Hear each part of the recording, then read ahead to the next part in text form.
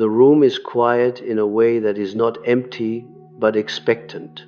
The air carries a faint scent of old wood and dust warmed by lamplight. The kind of smell that belongs to libraries and sanctuaries, places where many thoughts have settled and never fully left. You sit there without quite knowing why you are listening so closely, and I speak to you not as a teacher delivering knowledge, but as one psyche addressing another across the thin membrane that separates consciousness from what it would rather not see. What happens when a narcissist meets a healed empath does not begin at the moment they look at each other. That is already too late. It begins long before, in structures that were laid down in childhood, in silent agreements with the world that were never spoken but deeply obeyed. You must understand this first, because otherwise you will search for drama where there is none, for explosions where the true event is almost imperceptible. The psyche rarely announces its most decisive movements with noise. The narcissist does not arrive as a villain in the ordinary sense. He arrives as a structure, a necessity that once protected a fragile core by building mirrors around it. He learned very early that being seen was safer than being known, that admiration could replace intimacy, that control could stand in for love. His inner world is not empty, as popular language would have you believe. It is crowded, but crowded with images of himself that must be constantly rearranged and defended. He lives inside a hall of reflections, and every other human being becomes either a mirror or a threat to the mirror. The empath, before healing, played a complementary role in this architecture. You already know this terrain. You were once exquisitely attuned to shifts in tone, to micro movements of emotion, to what was not said but urgently needed. You learned to feel first and define later. You learned that connection was survival, but healing alters the geometry of the psyche. It does not make you harder, it makes you whole, and wholeness is deeply unsettling to systems built on fracture. When the healed empath enters a room, there is a subtle change in pressure, like the way air feels before a storm that never quite breaks. You are not broadcasting need. You are not scanning for approval. Your attention is no longer leaning forward, reaching, offering itself before it has been asked. This is not withdrawal, it is containment, and containment is something the narcissistic structure does not know how to metabolize. At first, the narcissist is drawn in, almost magnetically. This is important. He does not recoil immediately. The healed empath still carries warmth, presence, depth, but now that depth is self-contained, it does not spill outward in search of regulation. He feels this as fascination mixed with confusion. The old strategies activate automatically charm, intensity, self-disclosure that appears vulnerable but is carefully staged.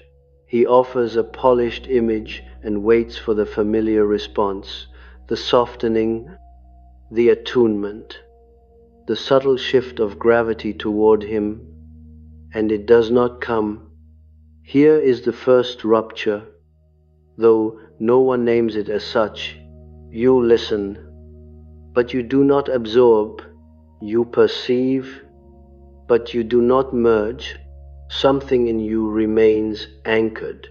The narcissist senses this not as rejection, but as opacity. He cannot read you the way he once could read others like you. Your reactions are no longer exaggerated mirrors of his inner state. They are measured, proportionate, sometimes even absent. Where there was once emotional echo, there is now silence. Silence, in this context, is not peace, it is threat. You must understand the narcissist's terror of this moment. His ego depends on external confirmation to maintain cohesion. Without reflection, the internal structure begins to wobble, not collapse, yet wobble. He feels it as irritation, as a vague sense that something is off about you. He may tell himself that you are cold, guarded, arrogant, uninterested. These are projections, attempts to name an internal destabilization without turning inward to face it. You, meanwhile, are experiencing something very different. There is no triumph in this encounter, no sense of having won. There is, instead, a quiet noticing. You feel the familiar pull begin to form, the old invitation to step in, to explain, to soothe the tension that is arising between you. And then something astonishing happens. You do not move.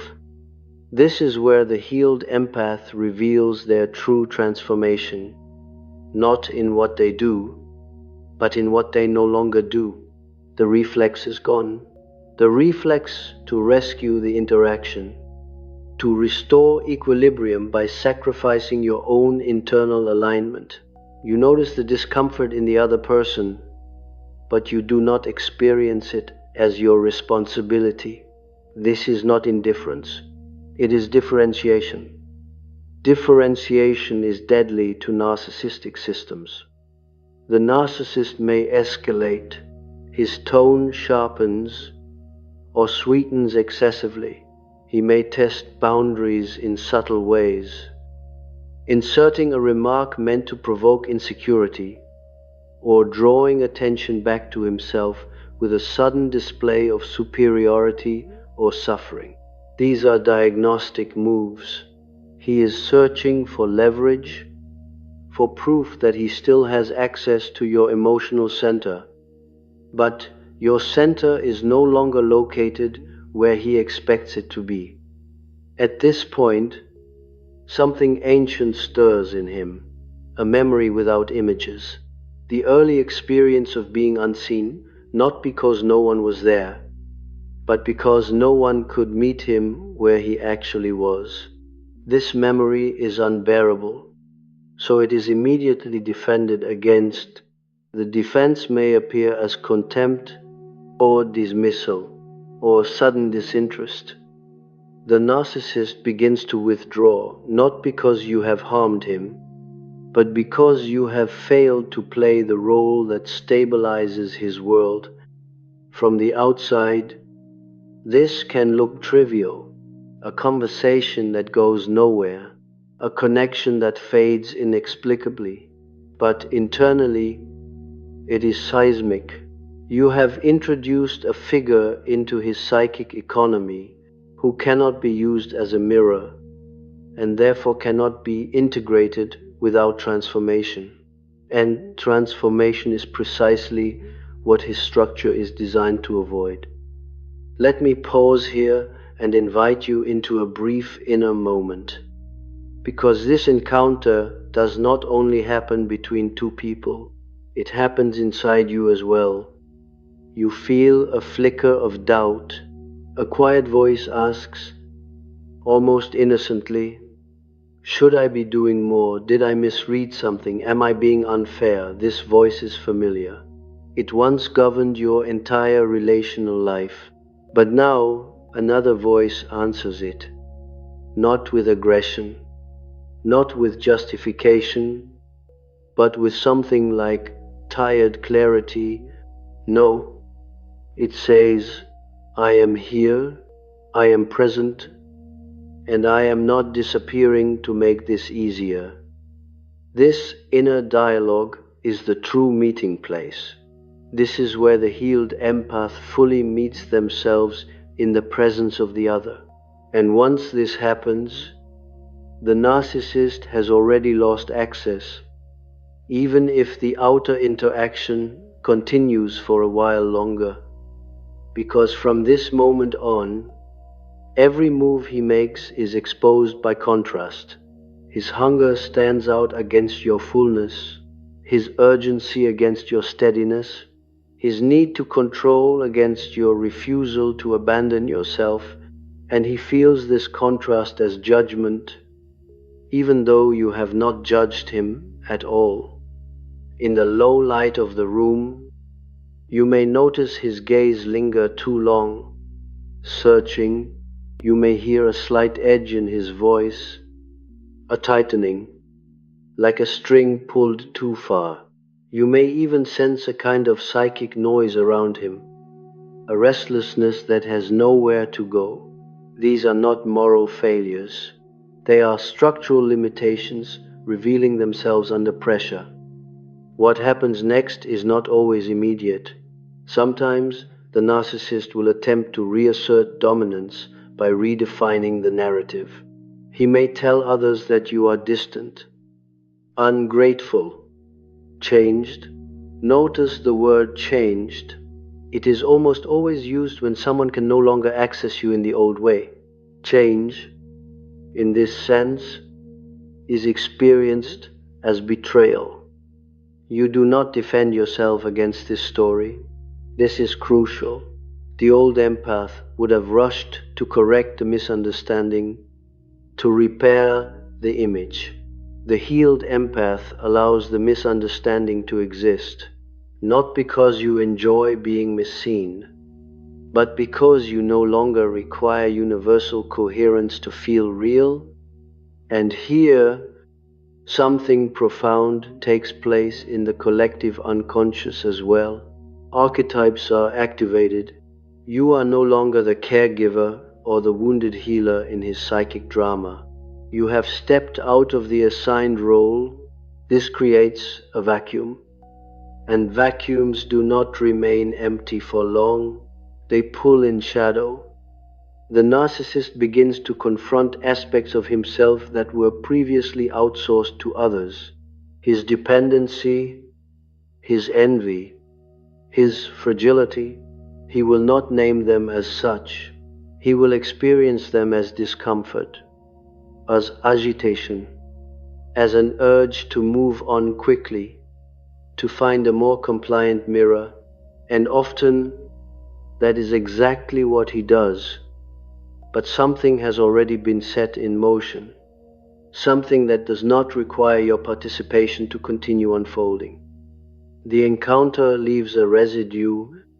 Long after you have gone your separate ways, there will be moments when he remembers you, not your face, not your words, but the feeling of being unable to enter you. This memory will surface in unexpected places, perhaps late at night, perhaps in the middle of an interaction that suddenly feels hollow, and in those moments, he will brush against the edge of a truth his structure cannot fully tolerate. That intimacy is not something to be extracted, but something that requires the surrender of control. For you, the residue is different. There is a strange calm that follows, mixed with grief that does not quite know its object. You may grieve not the loss of the person, but the final death of a role you once inhabited so completely. You may notice the world reorganizing itself subtly around you as certain dynamics no longer appear, as certain people drift away without explanation. This is not punishment, it is recalibration. The healed empath does not become invisible. They become unreadable to those who rely on unconscious contracts. And unreadability, in a world addicted to projection, feels like disappearance. As I speak, You may hear a distant sound outside the room, a passing car, a faint echo of footsteps, a reminder that life continues while this inner work unfolds. Let that sound anchor you. This is not abstraction. This is lived psychology, etched into nervous systems and relational patterns. We are still only at the threshold of what happens when these two structures meet. The deeper consequences unfold not in the moment of contact, but in the slow, sometimes painful, sometimes liberating reorganization that follows. In both psyches, whether they are conscious of it or not, and it is here, in this liminal space between recognition and refusal, that the most unsettling questions begin to take shape. Questions neither of you can immediately answer.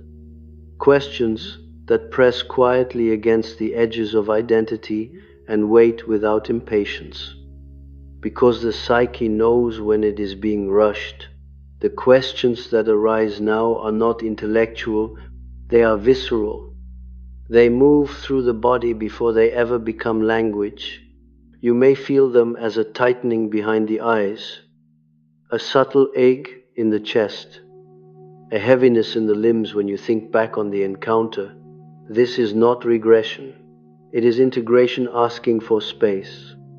When a narcissist meets a healed empath, the deepest disturbance does not occur in behavior, but in orientation.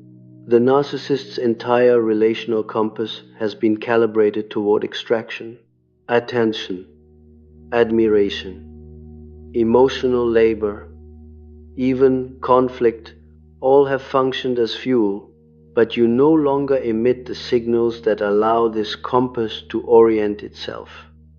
You are present, but you are not available in the old way. This creates a paradox that his psyche cannot easily resolve proximity without access. In earlier phases of your life, proximity was synonymous with permeability. To be near meant to be open. To be engaged meant to be porous. Healing reverses this equation. Now, closeness can exist without fusion, dialogue without surrender, warmth without collapse. This is not something you learned as a technique. It is something that emerged when the self reorganized the ego's priorities. From the narcissist's point of view, this feels like a rule has been broken without warning. He may sense that something essential is missing, but he cannot articulate what it is. The old emotional choreography no longer works. The pauses are longer. The responses are not predictable. There is a slight delay where once there was immediate resonance. That delay is terrifying to him because it introduces time, and time is where reflection can occur. Reflection is precisely what his structure avoids. He may attempt to accelerate the interaction, to intensify it artificially. Sudden intimacy, sudden withdrawal, a dramatic disclosure, a subtle insult. These are not random moves. They are attempts to provoke a reaction strong enough to restore the familiar polarity he acts. You respond, but the healed empath has learned to let impulses pass through without immediate enactment. You feel the pull, you register it, and then you choose not to move. Choice here is not willpower, it is alignment. This alignment produces a peculiar effect.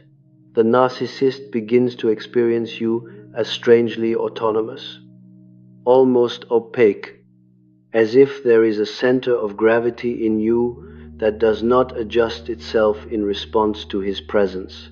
He may even feel diminished beside you, though nothing in your behavior explicitly diminishes him. This is the shadow at work, not yours, but is stirred by the encounter with someone who no longer participates in the illusion of mutual inflation. It is important that you do not misinterpret this moment. The temptation is to see yourself as powerful in contrast to his weakness. That would only recreate the same dynamic on a different level. Healing does not invert the hierarchy. It dissolves it. You are not above him.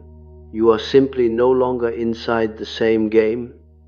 And because you are no longer inside it, you begin to notice things you once ignored. The way his stories circle back to himself, the subtle absence of genuine curiosity, the performative quality of his vulnerability. You see these things not with judgment, but with clarity. Clarity is cold only to those who depend on confusion. At this stage, something curious happens in you as well. You may feel an unexpected wave of compassion, not the old, self-erasing compassion that compelled you to stay and fix, but a distant, sober recognition of another human being's psychic imprisonment. This compassion does not move you toward him. It does not invite action. It simply exists briefly and then recedes. This is another point where the old empath would have misstepped, confusing compassion with obligation. But now you know the difference. Compassion can coexist with boundaries. Understanding does not require access. Love does not require self-betrayal. The narcissist, sensing that the usual levers do not work, may begin to narrate the encounter in moral terms. He may frame himself as wronged, misunderstood, or unfairly judged. This moralization serves a defensive function. It externalizes discomfort and assigns it a cause. You become the cause. You are different, distant, changed. These words function like spells meant to restore order by naming the anomaly, but naming does not restore what has been lost, because what has been lost is not you, it is the fantasy of control.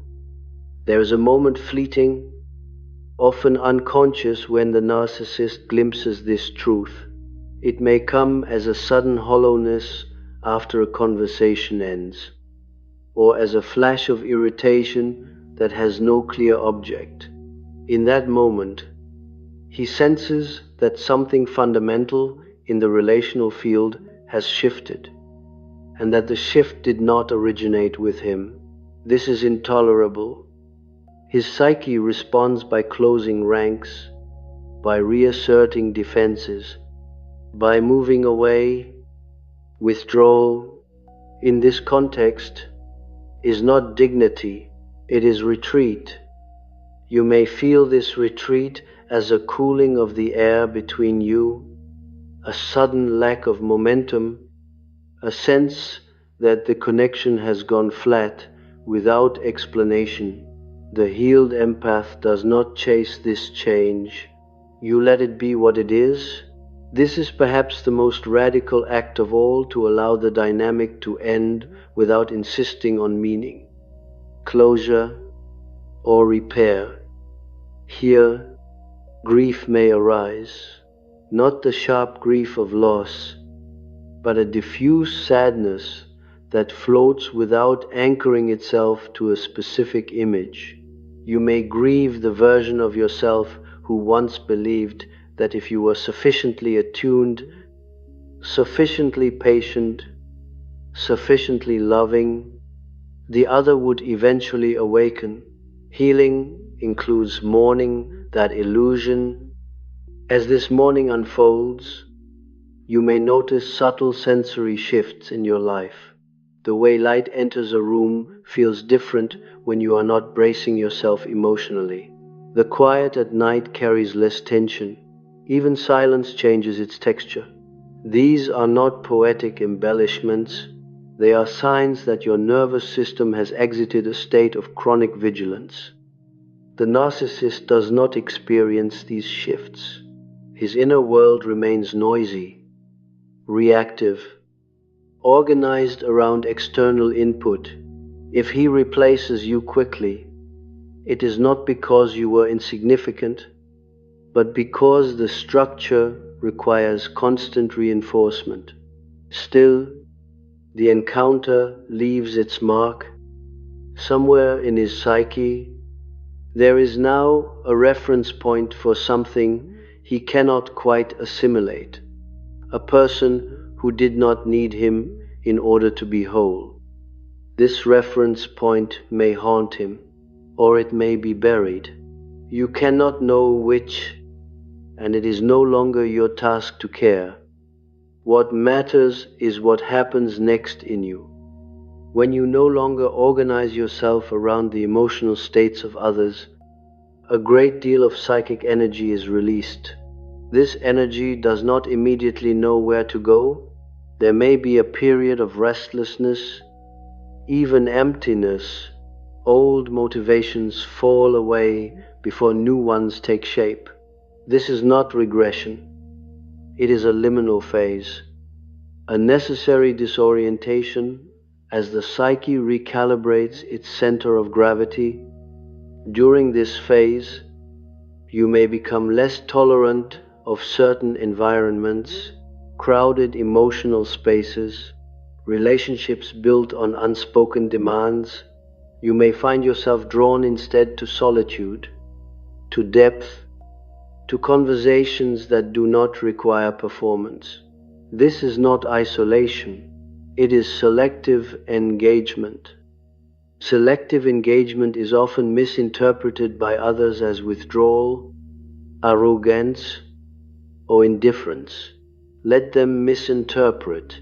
You are no longer responsible for managing the projections of those who cannot meet you where you are.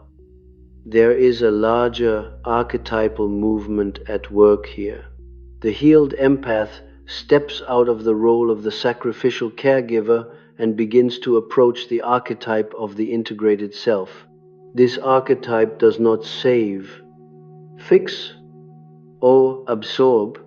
It stands, and standing is deeply provocative to structures that rely on collapse. In dreams, this shift may appear symbolically. You might dream of doors that no longer open automatically, of rooms with clear boundaries, of mirrors that reflect you accurately instead of distorting your image. Pay attention to these images. They are the psyche's way of confirming what consciousness has begun to grasp. As time passes, the encounter with the narcissist recedes into memory. It no longer carries emotional charge. This neutrality is often mistaken for forgiveness. It is not forgiveness in the moral sense. It is completion.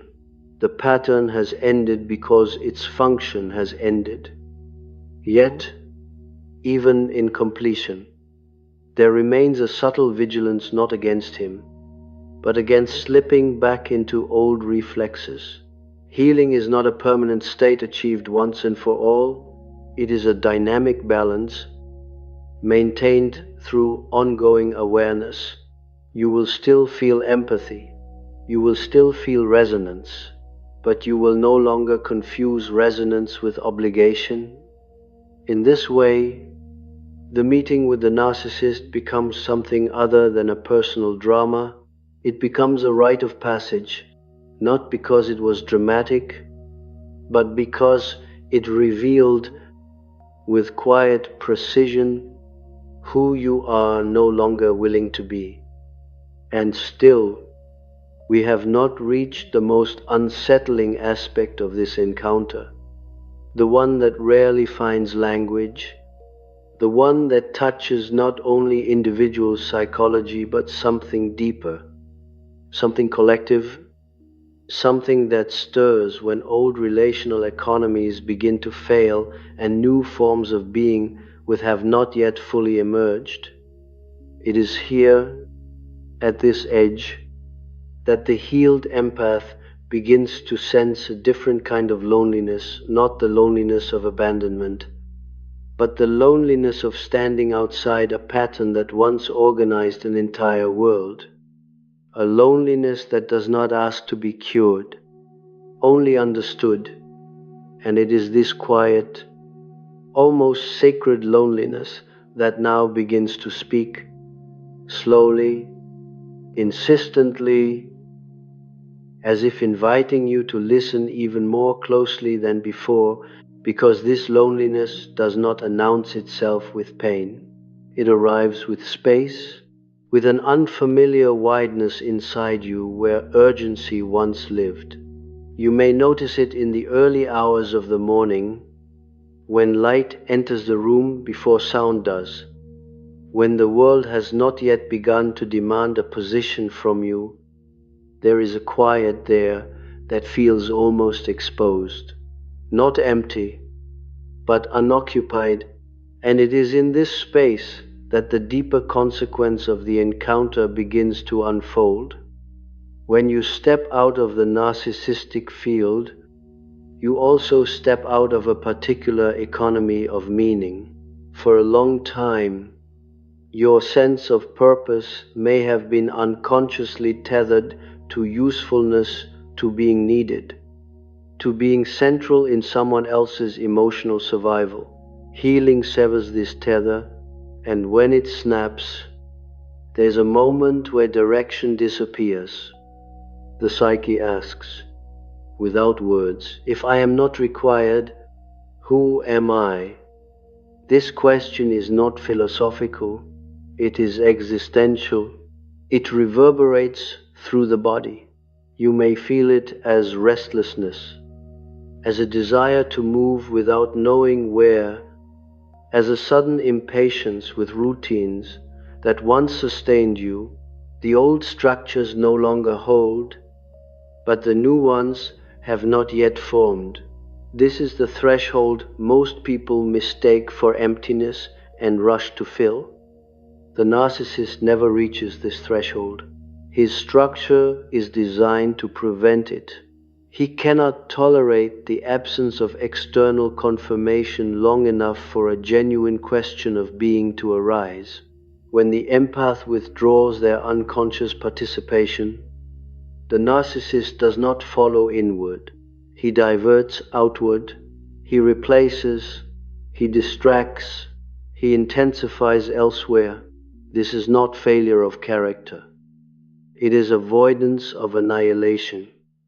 You, however, remain. Remaining is the hardest work of all. In this space, the self begins to emerge more clearly, not as an image, not as an identity, but as a regulating center that no longer depends on mirroring.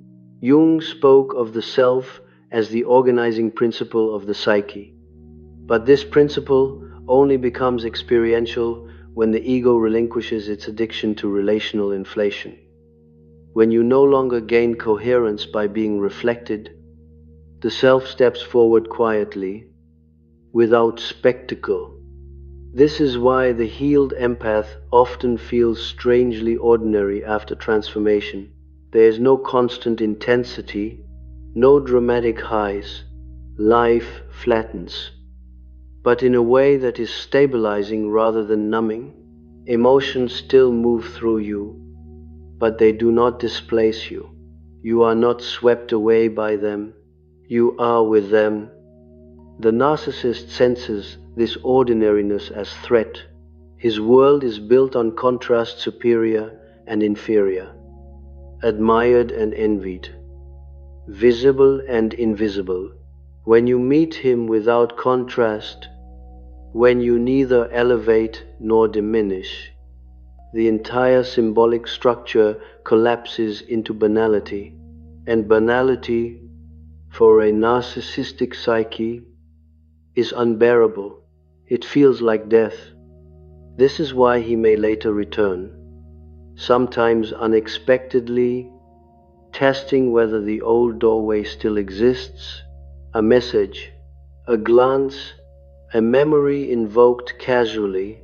These are not bids for connection in the true sense. They are probes. He is checking whether you have become permeable again. You recognize the probe immediately, not because you analyze it, but because your body no longer leans toward it. There is no anticipatory tightening, no surge of adrenaline, just a neutral awareness, and neutrality here is final. What you do not realize at first is how radical this neutrality is. It does not merely protect you from him. It reorganizes your entire relational field. People who once gravitated toward you because you absorbed, regulated, or reflected their inner chaos begin to drift. Others, quieter, more grounded, appear without effort. This is not destiny arranging itself romantically. It is pattern dissolving and reforming along different lines. You may feel grief again at this stage, grief for a former intensity, for a sense of being urgently needed.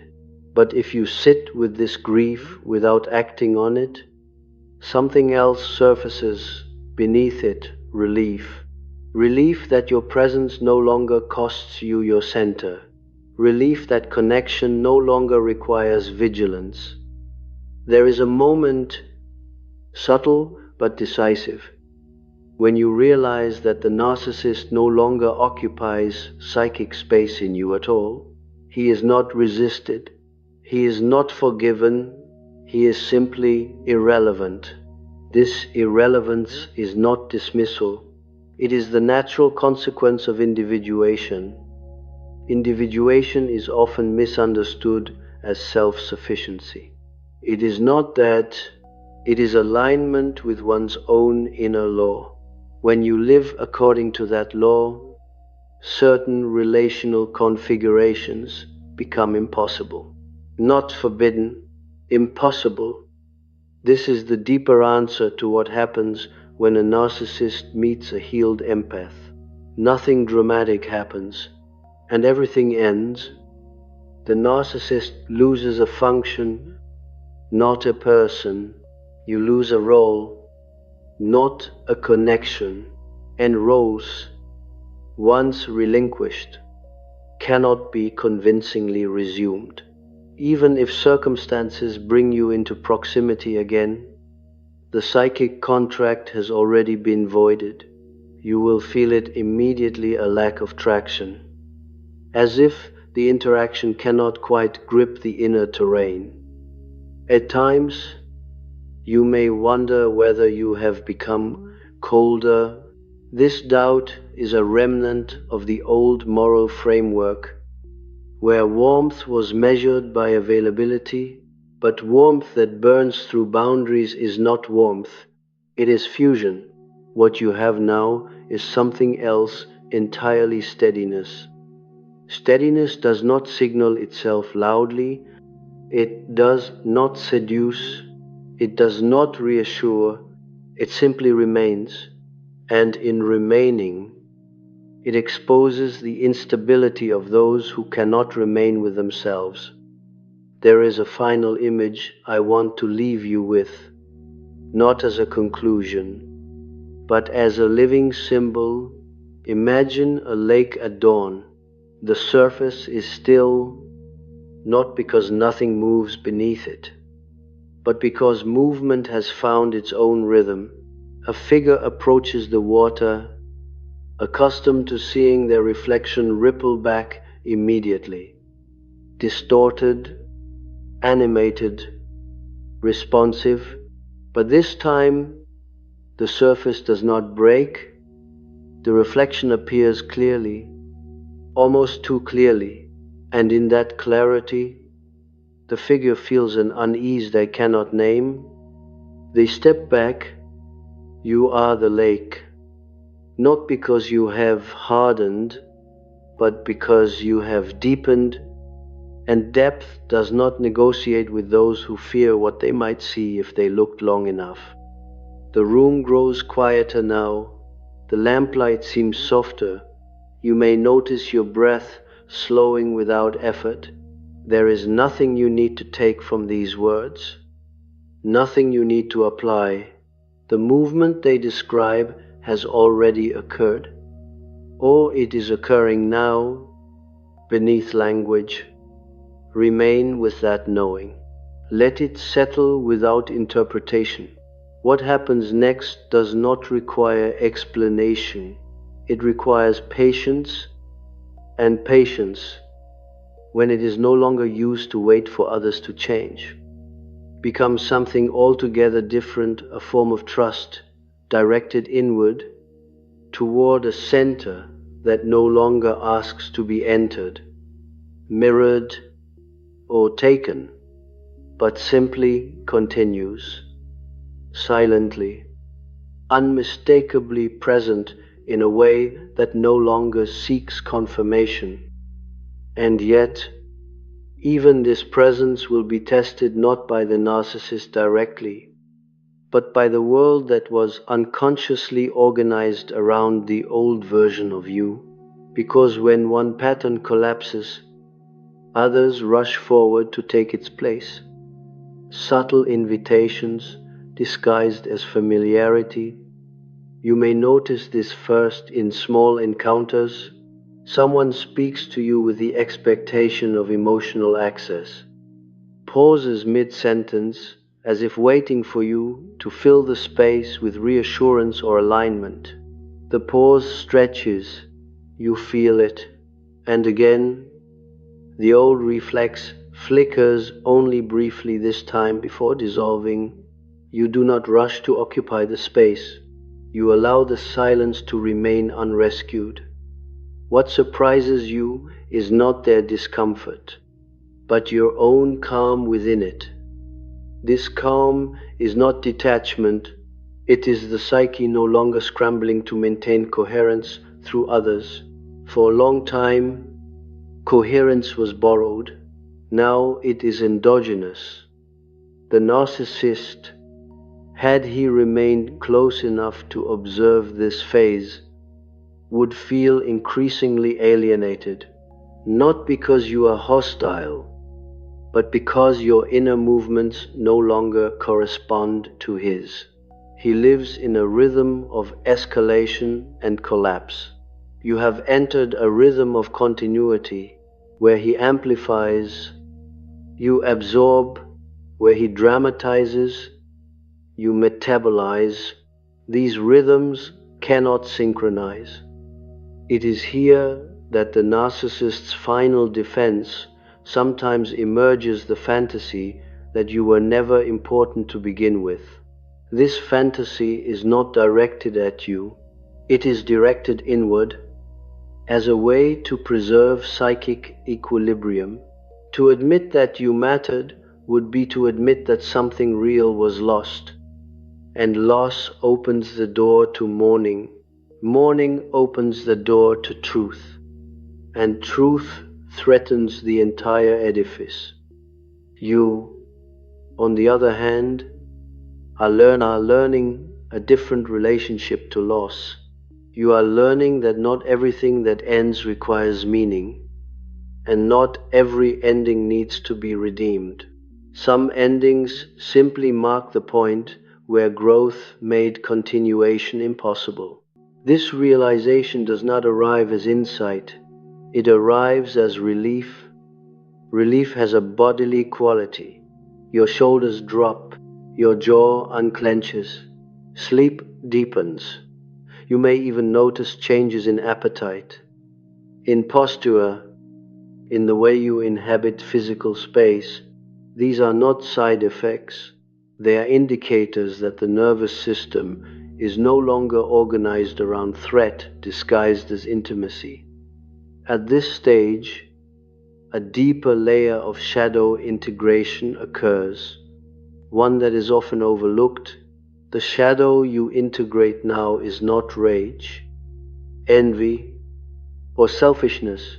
It is your capacity to disappoint without apology, your ability to let others experience the consequences of their own projections, your willingness to be misunderstood and not intervene.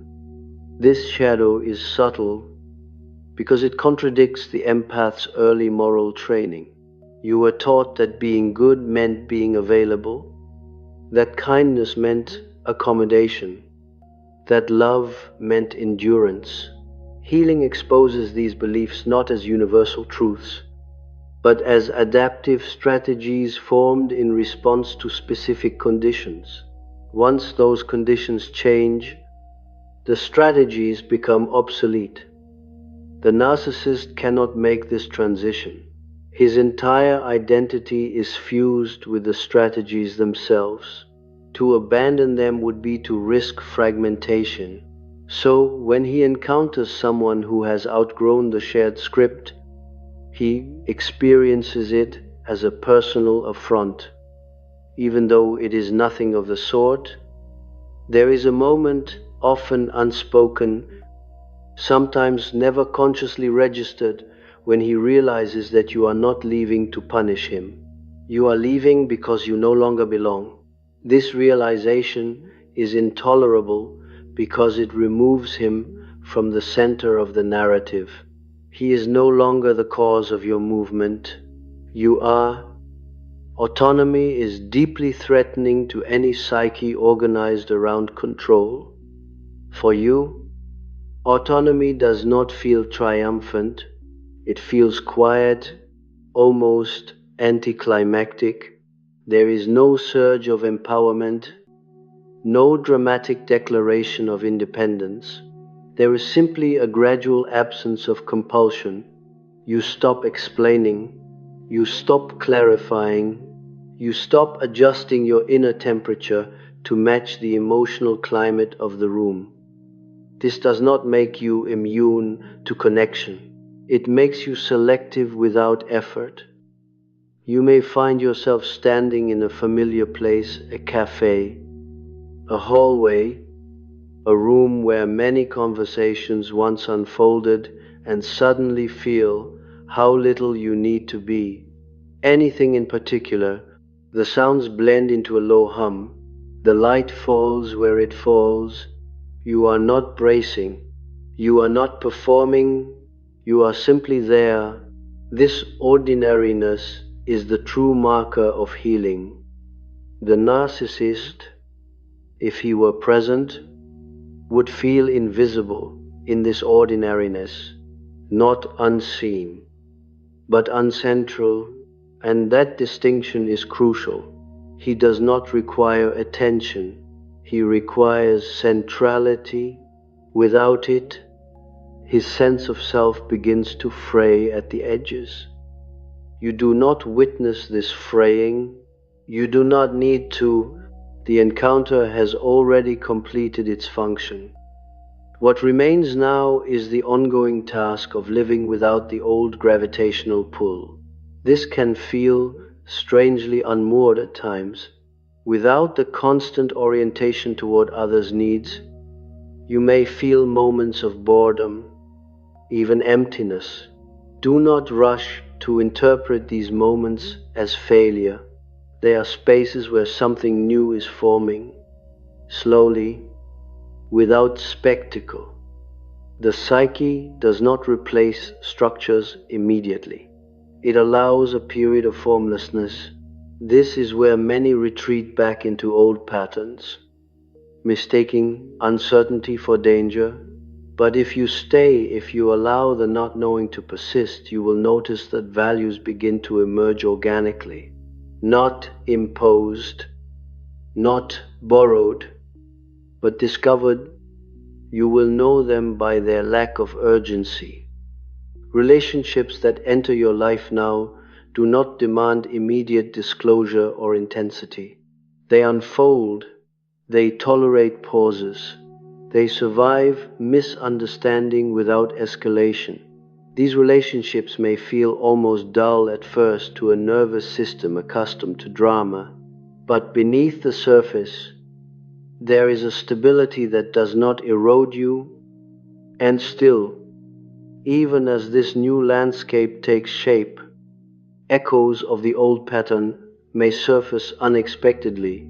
A glance, a tone, a situation that once would have pulled you instantly into caretaking or appeasement. You will feel the echo, and then you will feel something else immediately after it, a grounding, a return to center. The echo passes, the center remains. This is how you know the transformation is real. The narcissist does not disappear from the world. He continues, repeating variations of the same encounter, each time slightly altered, each time reinforcing the same structure. But for you, the pattern has lost its charge. It no longer organizes your attention or defines your worth.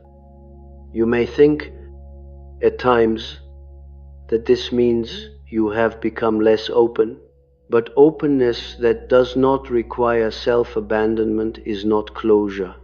It is maturity. There is a final tension that arises here, one that deserves careful attention.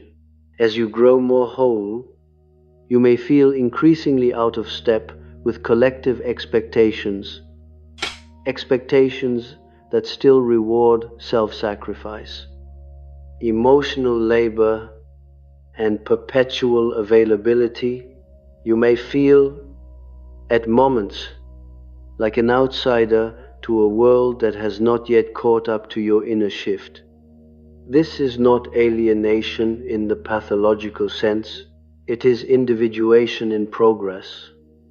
Individuation often feels lonely not because one is isolated, but because one is no longer mirrored everywhere. The crowd thins, the noise diminishes.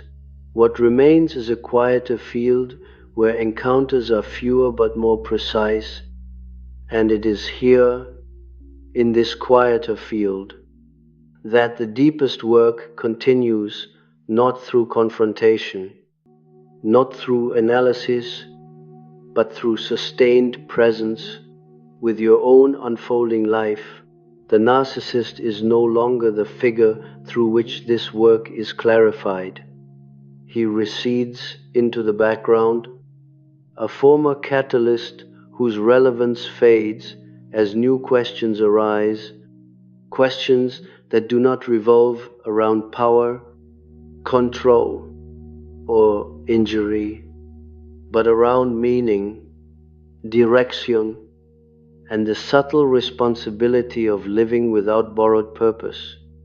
Questions that begin softly, almost imperceptibly, and press forward not for answers, but for a way of listening that is still forming, still adjusting, as if the psyche itself is learning how to speak in a voice that has not yet fully arrived and perhaps never will in a final form. Because what emerges now is not a voice meant to declare, but one meant to accompany. You may notice that your inner dialogue has changed its cadence. Where once it interrogated, "What should I do? What do they need? How will this be received?" It now asks fewer questions, and those it asks are quieter, slower, less insistent on resolution. This shift can feel disorienting.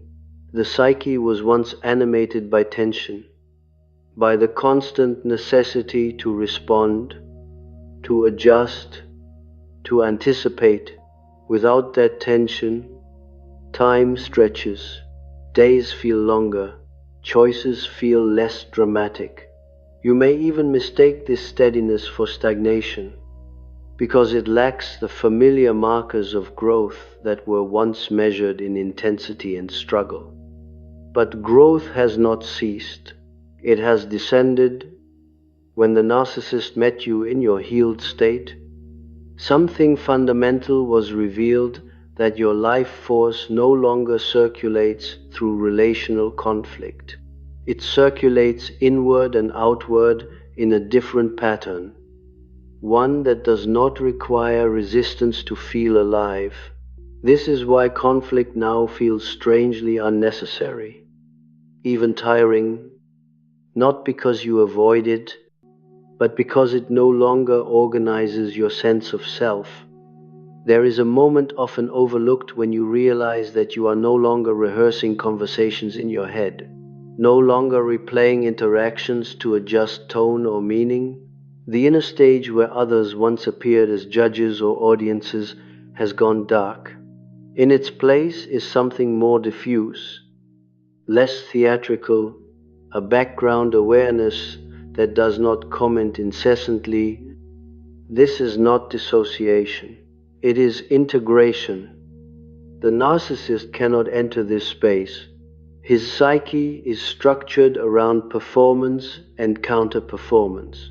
Without an audience, without friction, the internal monologue collapses into noise.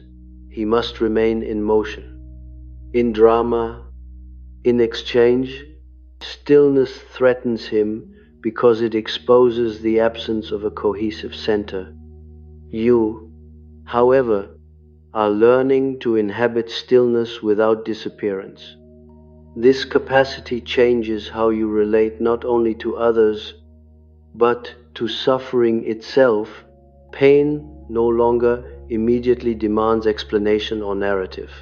You feel it, acknowledge it, and let it move.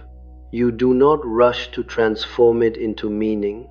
Meaning, you have learned, arrives when it is ready, not when it is demanded. This is why the encounter with the narcissist, once so consuming, now feels strangely impersonal in retrospect.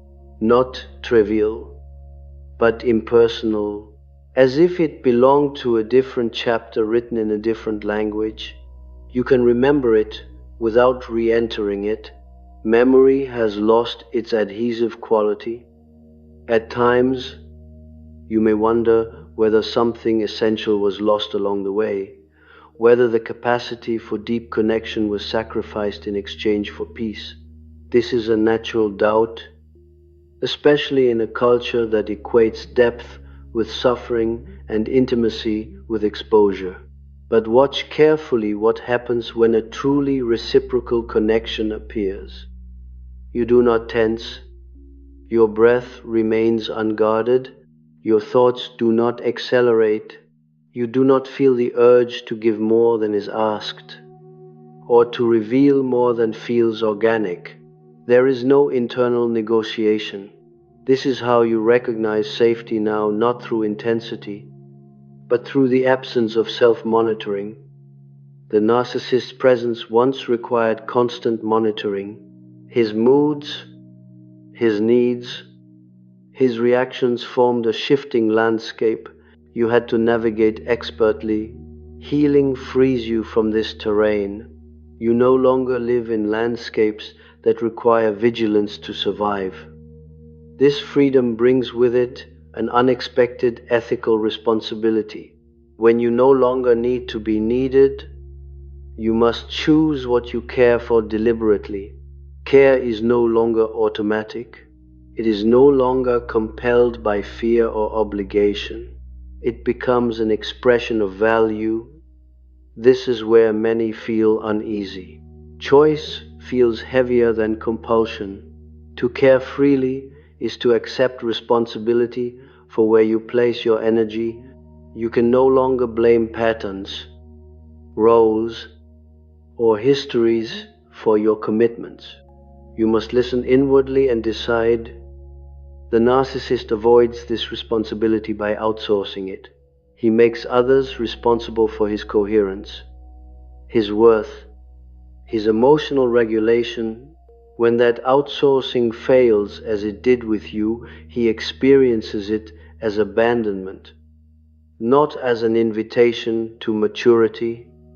You are no longer available for that invitation. As this realization settles, You may find yourself increasingly uninterested in explaining your boundaries. Explanation implies negotiation. Your boundaries are not arguments, they are facts. They exist whether or not they are understood. This is not rigidity, it is clarity. Clarity does not persuade, it reveals. The world responds to this revelation unevenly. Some are drawn closer, does not demand performance. Others drift away, unsettled by the lack of familiar cues. This sorting is not something you manage consciously. It happens organically, like sediment settling in still water. Occasionally, you may feel a flicker of the old impulse to rescue, to soften, to reassure, to make the environment more comfortable. You notice it now as an impulse, not as an identity. And because you notice it, you are no longer compelled by it. This noticing is the fruit of the entire journey. The narcissist, had he stayed long enough, would have felt increasingly peripheral in your inner world, not rejected, but decentered. Decentering is far more threatening than rejection, because it cannot be protested. There is nothing to push against. In this sense, the healed empath does not defeat the narcissist. They render the dynamic obsolete. What unfolds next in your life will not resemble what came before, not because it is grander, but because it is quieter. Goals emerge from inclination rather than deficiency. Relationships form around mutual presence rather than mutual repair. Even solitude changes character. It is no longer a space of waiting, but a space of inhabiting. You may still encounter narcissistic structures in the world, in workplaces, families, institutions. Healing does not remove you from reality, but it changes how reality lands in you. You recognize the patterns quickly, without fascination. Recognition does not lead to engagement. It leads to orientation. And orientation, once established, does not require constant adjustment. There is a subtle dignity in this phase that is easy to miss because it does not announce itself. It is the dignity of a psyche no longer bargaining for its right to exist. You do not need to prove your depth, your empathy, your insight. They are not tools. They are qualities that rest within a larger whole. As the room around us grows even quieter, you may feel a sense of suspension, not an ending, not a beginning, but a continuation without urgency. This is not the climax of a story. It is the aftermath of a transformation that no longer needs to be narrated. Remain attentive to this aftermath. It will teach you more than any confrontation ever did. What comes now is not about the narcissist, nor even about the empath as a role. It is about the slow, almost imperceptible re-education of desire itself, how it moves, where it settles, what it no longer seeks. Desire, freed from the need to be mirrored, begins to explore unfamiliar terrain. It hesitates, it listens, it does not rush toward objects that promise intensity at the cost of coherence. And it is here, in this subtle recalibration of desire, that the psyche pauses again, not because it is uncertain, but because it is learning a different tempo, one that unfolds without spectacle, without demand, without the compulsion to arrive anywhere at all, as if life itself were no longer something to be secured or proven, but something to be stayed with, moment by moment, in a way that is still revealing itself, still finding its shape, still moving quietly beneath the surface, waiting not for resolution, but for the next small, honest signal from within, a signal so subtle it would once have been drowned out by urgency. You are learning to detect it now. It does not shout. It does not argue. It arrives as a slight inclination, a leaning that feels neither compelled nor defensive. Desire, when it is no longer conscripted into survival, moves like this, tentative, curious, almost shy. This is where many feel an unexpected vulnerability, not the old vulnerability of exposure to another's moods, but the vulnerability of having no script. When desire is no longer organized around being chosen, admired, or needed, it must discover what it actually wants, and this discovery is slow. It resists optimization. It does not present itself as a plan. The narcissist cannot tolerate this slowness. His desire is always urgent, always pointed outward, always requiring immediate confirmation. He mistakes intensity for aliveness because without intensity, the inner world threatens to go quiet, and quiet threatens collapse. You, however, are beginning to sense that aliveness does not require noise. It requires contact. Contact, here, does not mean closeness to another person. It means contact with your own inner movement as it arises, shifts, and retreats.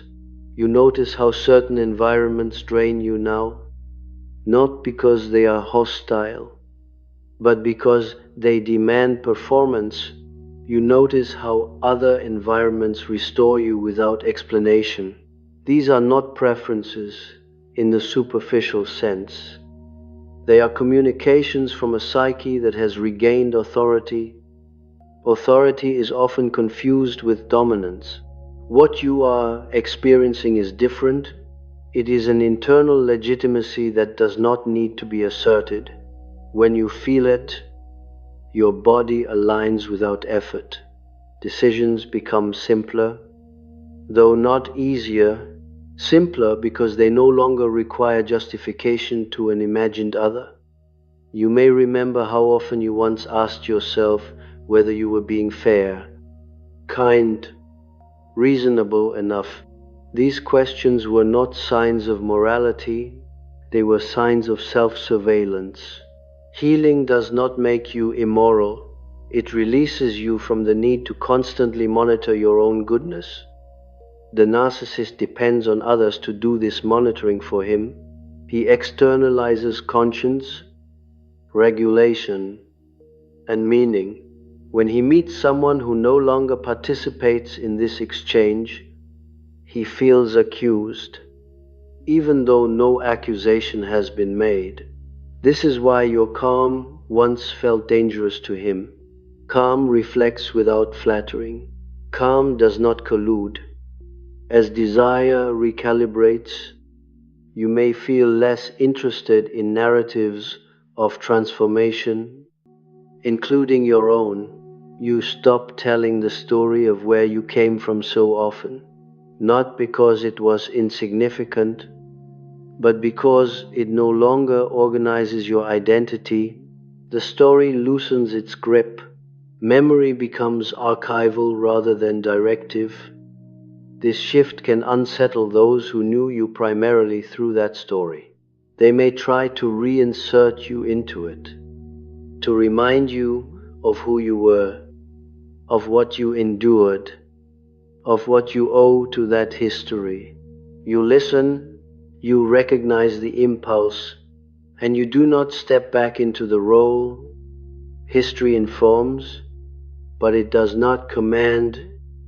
There is a particular sensation that accompanies this phase, one that is difficult to describe without sounding abstract. It is the sensation of standing slightly behind yourself, not dissociated, not detached, but spacious. You act, you speak, you engage, and yet there is a margin of awareness that remains unoccupied. In this margin, reactions soften before they harden into behavior. This margin did not exist before, or rather, it existed but was inaccessible, flooded by urgency and identification. Now it is available, and in this margin, the self operates quietly, adjusting, orienting, without commentary. The narcissist cannot access this margin. His ego fills the entire field. There is no space left over. This is why encounters with him once felt engulfing. There was no room to breathe, no room to step back, no room to feel without responding. Now, even when you encounter similar personalities, the field remains spacious. You feel their pull without being pulled. You sense their strategies without being recruited. This does not make you invulnerable. It makes you discerning. Discerning is not suspicious. It is responsive to pattern rather than promise. You may notice that you are less impressed by charisma, less moved by intensity. These qualities once signaled depth to you because they mirrored your own capacity to feel deeply. But you have learned that depth does not need to announce itself. It does not demand attention. It reveals itself over time, through consistency, through the ability to remain present when nothing dramatic is happening. This learning reshapes attraction itself. You may find yourself drawn to people who would once have escaped your notice, people who do not perform their wounds, people who do not require you to stabilize them. This attraction may feel confusing at first, because it lacks the familiar charge. There is no rush, no sense of destiny, just a quiet interest that unfolds. Do not underestimate this quiet interest. It is the psyche exploring connection without compulsion. The narcissist, watching from a distance if he watches at all, would interpret this shift as dullness. He equates drama with meaning. But meaning that survives without drama is of a different order. It does not spike and crash. It accumulates. Accumulation is not glamorous. It is patient. It builds something that can be lived in. As you inhabit this new orientation, you may become acutely aware of how much of the world runs on unexamined contracts. Emotional labor exchanged for belonging, silence traded for approval, visibility bought with compliance. You see these contracts now because you are no longer bound by them. Seeing does not obligate you to intervene. It simply clarifies where you stand. There may be moments when you feel almost guilty for this clarity, as if by not participating, you are withholding something. This guilt is an echo of the old moral economy, where worth was measured by how much you gave away. Let the echo pass. Guilt that arises without transgression is a sign of outdated internal rules. The narcissist's world is built entirely on such rules. Though he experiences them as natural law, when one person refuses to obey them, it threatens the illusion that they are universal. He must then decide whether to question the law or eliminate the anomaly. Most choose the latter. You are no longer the anomaly to yourself. What replaces the old orientation is not a new ideology. It is a sensitivity to alignment. You feel when something fits and when it does not. Fit is not comfort. Sometimes alignment requires difficult choices, but even difficulty feels different when it does not erode the center. This is why the healed empath no longer needs to convince anyone of their boundaries.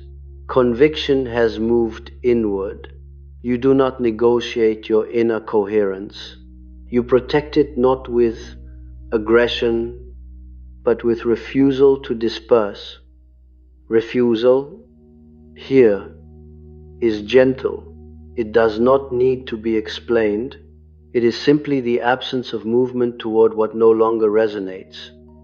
As desire continues to re-educate itself, you may find long stretches where nothing much seems to happen. No dramatic breakthroughs, no creases. This can feel unsettling in a culture addicted to milestones. But these stretches are fertile. They are periods where the psyche consolidates what has been learned. Consolidation is quiet work. During consolidation, dreams may become simpler, less symbolic spectacle, more mundane imagery. Pay attention anyway. The psyche often speaks most honestly when it is not trying to impress consciousness. You may dream of ordinary rooms, familiar paths, small tasks completed without urgency. These dreams are not trivial. They are signs that the inner world is no longer organized around emergency. The narcissist's dreams, were he to remember them, would likely remain dramatic, repetitive, unresolved. His psyche circles the same conflicts because the structure that generates them remains intact. Healing does not eliminate conflict, it changes its scale. Your conflicts now are not about survival, they are about direction, not about being seen, but about being true to what quietly asks for expression. This is a subtler, more demanding task, because what asks for expression now cannot be borrowed from others, it cannot be mirrored into existence, it must be listened for.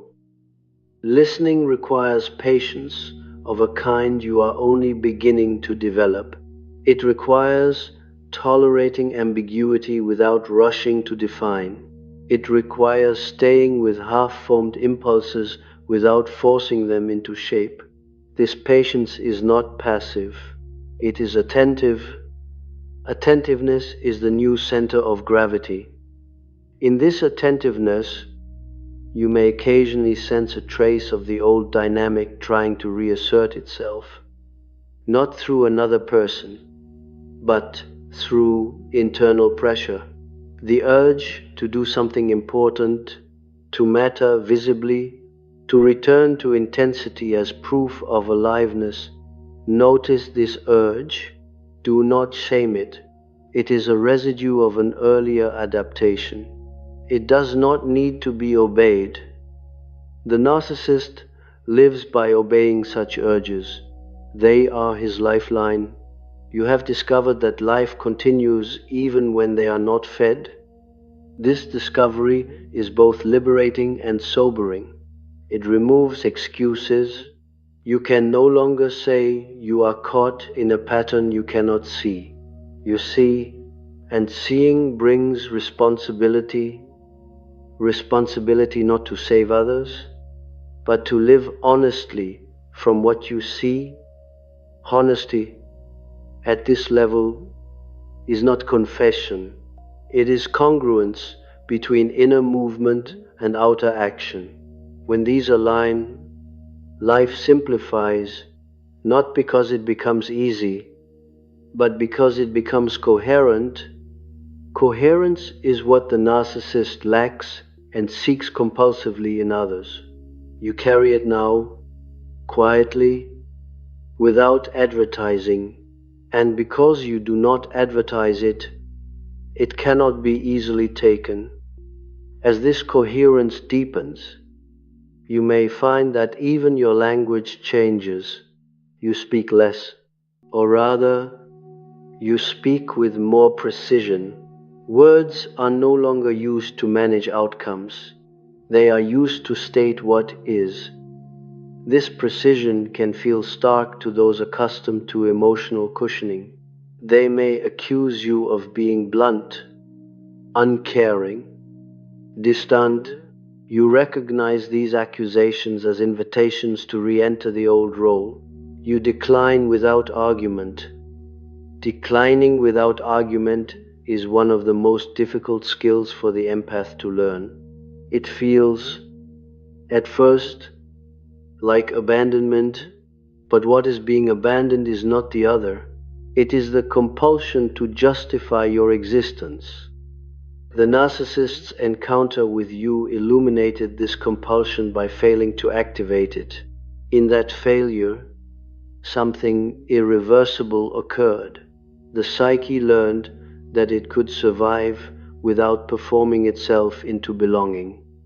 Survival without performance opens a new question, one that does not yet have language, one that lingers at the edge of awareness and resists formulation. It is not a question about who you are, but about how you wish to move through time now. That urgency has loosened its grip, a question that does not demand an answer, only continued listening, as if the next phase of the journey is less about understanding and more about staying close to a signal that is still faint, still emerging, still asking you to remain present just a little longer without deciding what it means or where it will lead. Because something in you has learned that not knowing, when it is no longer driven by fear, can be a form of trust that is still unfolding without spectacle, without promise. Trust of this kind does not announce itself as confidence. It feels more like a quiet agreement with time. You stop pushing life forward, and you stop pulling meaning out of it. You let it approach you at its own pace. There is a subtle bodily shift that accompanies this trust. Your muscles no longer anticipate impact in the same way. You are not braced for emotional weather. You move through rooms without scanning them for temperature. Even when tension appears, it does not immediately organize your attention. You register it, and it passes through without demanding a response. This is not numbness. It is elasticity. Elasticity is what the healed empath gains when the psyche no longer hardens itself in anticipation of intrusion. Before, openness required vigilance. Now openness rests on boundaries that do not need to be defended because they are no longer negotiable. The narcissist, had he stayed close enough to witness this phase, would sense something almost offensive in your ease. Ease suggests that nothing is missing, and nothing missing is the most destabilizing message you could send to a psyche built on lack disguised as superiority. He would interpret your ease as indifference, or arrogance, or emotional withdrawal. He would not recognize it as health, because health does not mirror him.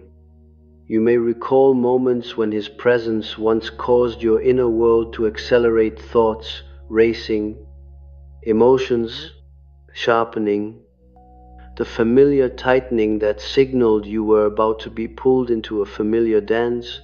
Now, when similar figures appear, the acceleration does not occur. The body does not prepare for performance. The dance floor remains empty. This emptiness can feel strange at first. You may catch yourself waiting for the old pull, almost nostalgically, not because it was good, but because it was known, the psyche often confuses familiarity with safety. Healing requires unlearning this confusion slowly. Without contempt for the past, you do not despise the version of yourself who once participated. That version kept you alive under different conditions, but those conditions no longer exist. To continue acting as if they do would be to live out of time. Living out of time is what the narcissist does perpetually. His psyche is frozen around early wounds, replaying them with new actors. You have stepped out of that loop. Time has resumed its forward movement. This forward movement does not feel like progress in the conventional sense. There are no milestones announcing that you are better. There is simply a growing congruence between how you feel and how you act. When something feels wrong, you do not override the sensation. When something feels right, you do not rush to secure it. This restraint is new. It may feel, at moments, like withholding life from yourself. But watch closely. You are not withholding. You are allowing life to approach without grabbing it. Grabbing was once necessary. It ensured connection, intensity, proof. Now it is unnecessary, and what is unnecessary gradually becomes uninteresting. The narcissist cannot tolerate uninterest. It feels like annihilation. He needs engagement of any kind, adoration, conflict, fascination, even hatred to feel real. When you offer none of these, he disappears from your inner landscape entirely, not suppressed, not expelled, simply uninvited. This uninviting is not an act. It is the natural result of attention moving elsewhere. Where does it move? At first, it moves inward, but not in the way people imagine, not toward analysis or self-absorption. It moves toward sensation, toward the simple fact of being in a body that is no longer on alert.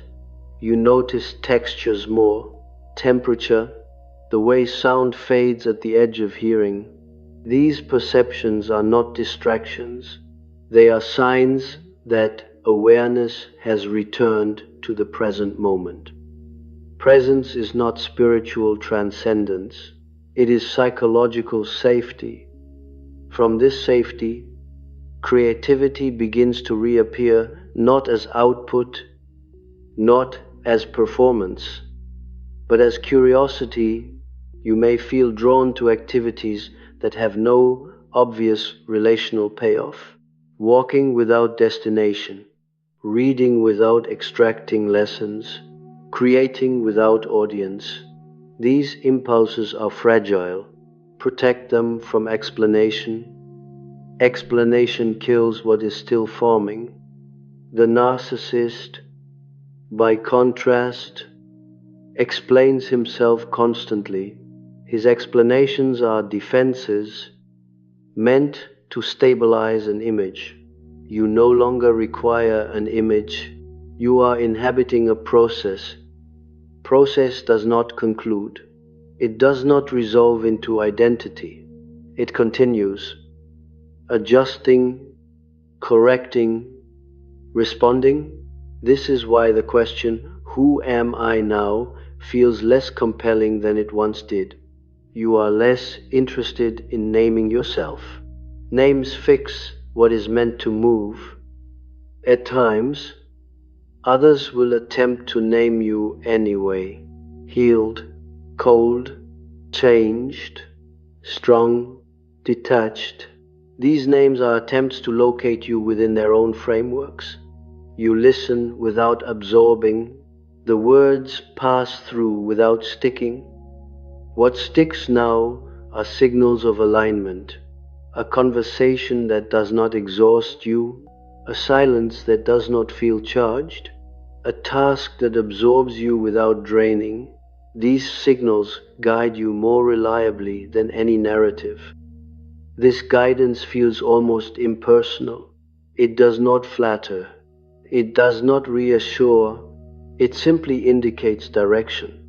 You follow it not because it promises reward, but because resistance feels unnecessary. The narcissist lives in resistance to limits, to ordinariness, to anything that threatens his exceptionalism. You have discovered that ordinariness, when it is grounded, is not annihilation. It is relief. Relief allows grief to complete itself. There may still be moments when you grieve the intensity of the old pattern, not the pain, but the sense of being vitally involved in another's inner life. That involvement once gave your days a dramatic arc. Without it, time can feel flatter. Do not rush to fill this flatness. It is a plateau, not a void. On this plateau, you begin to sense something else emerging, a quieter form of meaning that does not depend on being indispensable, meaning that arises from participation rather than rescue, from presence rather than performance. Participation does not require you to be special, it requires you to be real. The narcissist cannot participate in this way. His presence is always strategic, always angled toward effect. You have stepped out of strategy, not because you are naive, but because you no longer need outcomes to justify being. Being, on its own, has become sufficient.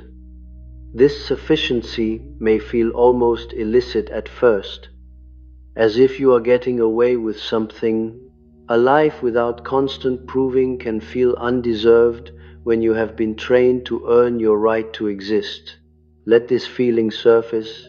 It will pass. As it passes, you may notice a subtle expansion of patience, not the patience that waits for others to change, but the patience that allows life to unfold without interference.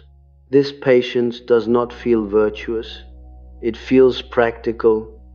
Practical patience conserves energy. Energy once spent monitoring, adjusting, rescuing now becomes available for something else. You may not know yet what that something is. That is not a failure of insight. It is the natural order of things. Energy gathers before it moves.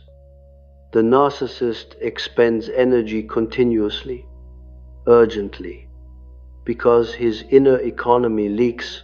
Yours has sealed. Energy can accumulate. Accumulation brings choice. Choice, when it is not forced, reveals character. You may begin to notice preferences you did not know you had, not inherited, not reactive, but emerging. You trust these preferences without over-interpreting them. They do not need to be justified by history or trauma. They simply exist. This is perhaps the most radical shift of all your life. No longer needs to be explained by what hurt you. The encounter with the narcissist once served as evidence of something broken in you. Now it appears as evidence of something completed. The pattern did its work. It brought you to the edge where continuation became impossible. Impossibility is a kind of clarity. From this clarity, you move forward without reference to him, without reference even to the empath identity that once organized your self-understanding. These were stages, not essences. What remains is not a role, not a defense, not a reaction. What remains is a capacity to stay with your own experience as it unfolds. without rushing it into meaning, without offering it up for consumption, without turning it into currency. This capacity will continue to be tested, not by narcissists alone, but by any system that requires you to abandon yourself to belong. Each test will feel quieter than the last, less dramatic, less charged. You will recognize them by the familiar invitation to step out of yourself. And each time, without ceremony, without explanation, you will remain. Remaining will not feel like an achievement. It will feel like the most natural thing in the world. And in that naturalness, the psyche continues its work, not toward a final state, but toward a living balance that adjusts, corrects, and deepens over time, asking only that you stay close enough to notice when something shifts, when a signal changes, when desire inclines again in a new direction. Because the journey does not end here. It simply moves onward, quieter now, less dramatic, but no less profound, as if life itself were no longer testing you through others, but inviting you to inhabit it directly, without intermediaries, without mirrors, without the need to be anything other than what you already are in this moment. Breathing, aware, and no longer waiting to be entered, because there is nothing left that requires entry. You are already inside your own life in a way that does not depend on permission. This realization does not arrive as a declaration. It arrives as a gradual fading of urgency, like a sound that has been humming in the background for years and suddenly stops, leaving you momentarily disoriented by the quiet. In this quiet, you begin to notice how often urgency once disguised itself as care, how quickly concern slid into responsibility, how easily empathy turned into obligation. These were not moral failures. They were adaptations formed in a psyche that learned early that connection required effort, vigilance, and sacrifice. Healing does not condemn these adaptations. It releases them. Release, here, is not dramatic. There is no severing. The old habits simply lose momentum. You find yourself pausing where you once rushed, waiting where you once intervened, observing where you once explained. Each pause is small, almost unnoticeable, but together they alter the entire rhythm of your life. The narcissist never experiences this alteration as neutral. For him, your pauses register as refusals. Your waiting feels like withdrawal. Your observation feels like judgment. He cannot imagine presence without engagement, or attention without submission. In his inner world, stillness equals absence. He does not know how to remain with himself long enough to discover otherwise. You do. Remaining with yourself does not mean withdrawing from the world. It means no longer abandoning yourself within it. This distinction is subtle, but it changes everything. You still listen, you still respond, but you do so from a center that does not dissolve under pressure. Pressure still exists. Life does not become frictionless, but pressure no longer reorganizes you. It meets resistance, not in the form of defense, but in the form of solidity. You are not rigid. You are grounded. Groundedness has a physical quality. You may feel it in the way your feet meet the floor, in the way your breath deepens without instruction. Even in moments of conflict, there is a sense of weight, of contact with something stable beneath the surface of emotion. This is the body remembering safety. The narcissist's body does not remember safety. It remembers exposure. It remembers humiliation. It remembers the terror of being unseen or seen too clearly. His entire relational strategy is designed to prevent this memory from surfacing. When he meets you in your grounded state, that memory stirs despite his defenses. He feels unsettled not because you threaten him, but because you remind him of something unresolved. You are no longer compelled to resolve it for him. This is where the final moral confusion often arises for the healed empath. You may wonder whether your refusal to engage constitutes cruelty. You may feel the old ache of responsibility return briefly, whispering that you could help, that you understand, that you know how to soothe this discomfort. And you do understand. That is precisely why you do not step in. Understanding without intervention is not indifference. It is respect for the other's autonomy, even when that autonomy is used to avoid growth. To intervene now would be to rob him of the only possibility left, encountering his own limits. Limits are not punishments, they are invitations to reality. The narcissist rejects this invitation. You accept it. Acceptance does not feel heroic, it feels ordinary. You begin to live in a way that would once have seemed unimaginative. You choose what nourishes rather than what excites.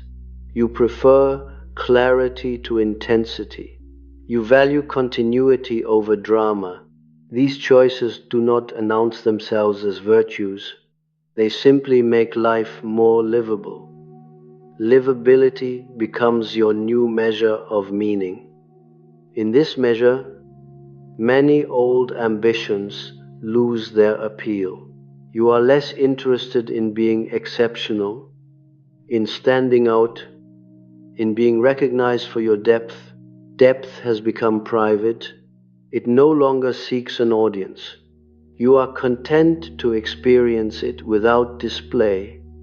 This privacy is not secrecy. It is containment. Containment allows feeling without flooding. It allows connection without collapse. It allows desire without compulsion. These are quiet achievements. And because they are quiet, they are easily overlooked by a world that celebrates spectacle. But the psyche knows the difference. There may be moments when you feel slightly out of step with others, as if you are moving to a slower rhythm. Conversations feel rushed. Decisions feel reactive. You notice how often people speak to avoid silence rather than to express something real. This noticing does not make you superior. It makes you selective. Selectivity is not rejection. It is alignment in action.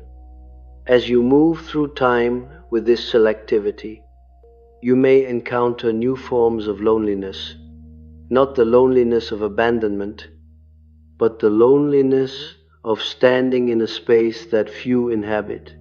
This loneliness is not painful in the usual sense. It is spacious. It carries a faint melancholy, but also a dignity. It asks nothing of you except that you remain present. This presence is what the narcissist could not tolerate. It offered no leverage, no role, no stage, no mirror. In its refusal to perform, it revealed the emptiness of the performance itself. And yet, this emptiness is not what defines him. It is what waits beneath his defenses. Untouched, unintegrated, you are no longer tasked with approaching it. Your task now is simpler and more demanding to live without needing your life to be justified by another's gaze. This task unfolds slowly. You will forget at times. Old reflexes will surface under stress. You will catch yourself explaining when no explanation is needed, adjusting when no adjustment is required. Notice these moments gently. They are not failures, they are remnants. Remnants fade with attention. As they fade, a different quality of attention takes their place, one that is less focused on outcomes and more attuned to process. You begin to sense when something is complete without needing a formal ending. You sense when a conversation has reached its natural close. You sense when a relationship no longer requires maintenance. This sensing is intuitive, but not mystical. It arises from a psyche that is no longer overextended. When energy is conserved, perception sharpens. Sharp perception does not look like hypervigilance. It looks like ease.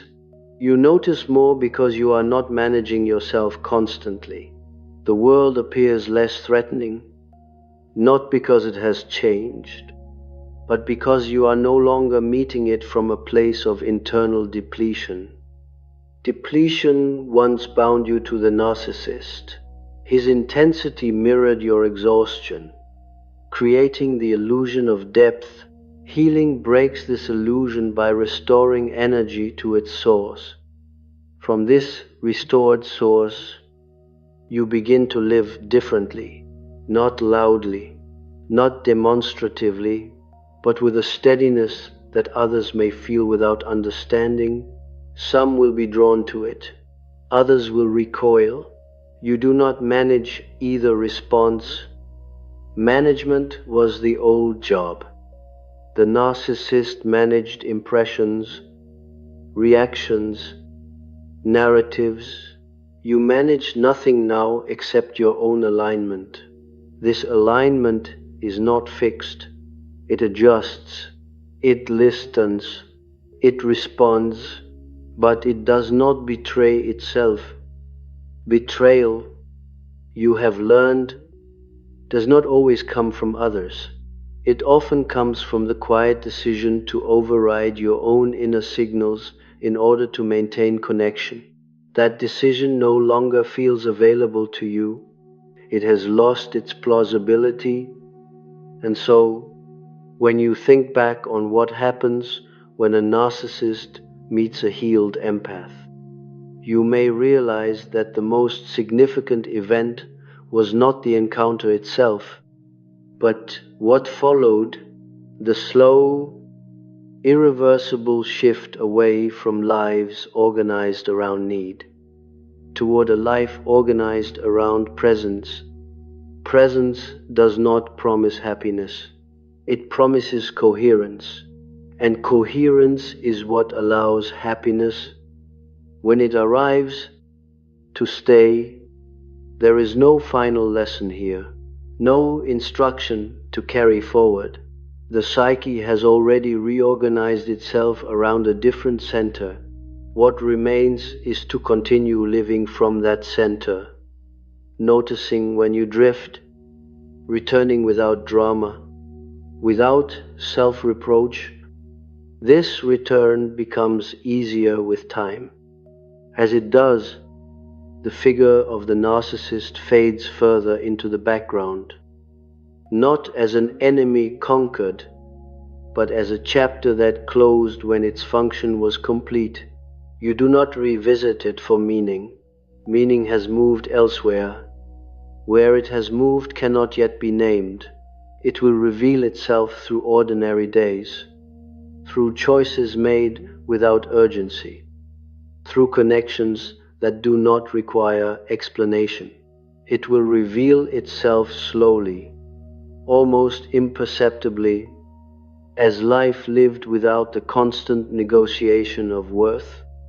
And in this life, there is a quiet confidence that does not announce itself, a confidence that comes not from being chosen, admired, or understood, but from having learned, at last, how to remain with yourself when no one is watching, when no one is responding, when the room is quiet and the only sound is your own breath moving in and out. Steady, unremarkable, sufficient. As the psyche continues its work in the background, not toward an ending, but toward a way of being that no longer asks to be mirrored, no longer asks to be taken, and no longer asks what it must become in order to belong, because belonging has quietly shifted its meaning. It no longer refers to a place you enter or a gaze that grants permission. It refers to an internal continuity that persists regardless of context. You are learning what it means to belong to yourself without enclosure, without ownership, without the constant negotiation that once passed for intimacy. This belonging is subtle. It does not announce itself as pride.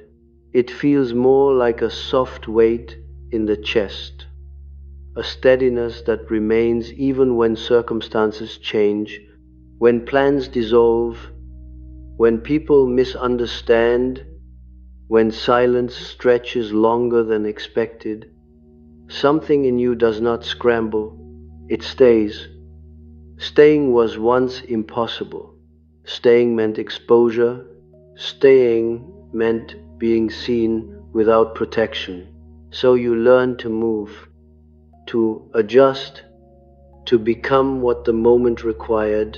The narcissist recognized this capacity instinctively.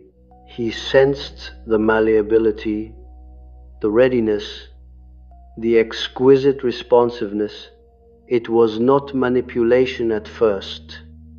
It was resonance between two wounded systems that fit together too well. Now that resonance is gone, what replaces it is not resistance. It is non-adhesion. Experiences arise and fall away without sticking. Encounters register and pass without imprinting themselves as obligations. You begin to trust this transience. You stop collecting moments as proof of anything. You allow them to be moments. This allowance changes how you remember.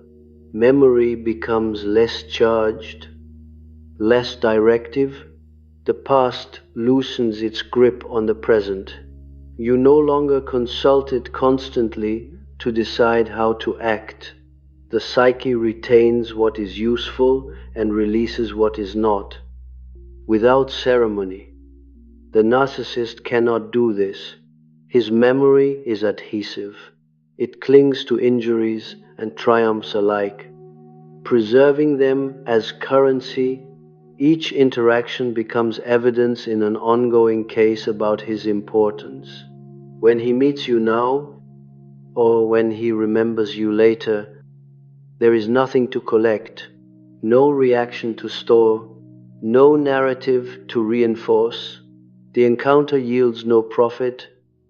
This lack of profit is intolerable to a psyche organized around extraction. You may notice, in contrast, that your own encounters increasingly feel unremarkable in the best sense. People appear, speak, depart, some linger, some do not. You no longer feel compelled to interpret these movements as reflections of your worth. The world breathes in and out, and you breathe with it. Breathing with the world is different from synchronizing with it. Synchronization once required constant adjustment, a vigilant attunement to external rhythms. Breathing with allows for difference. Your tempo does not have to match others in order for connection to exist. This realization is deeply unsettling to those who rely on enmeshment for stability.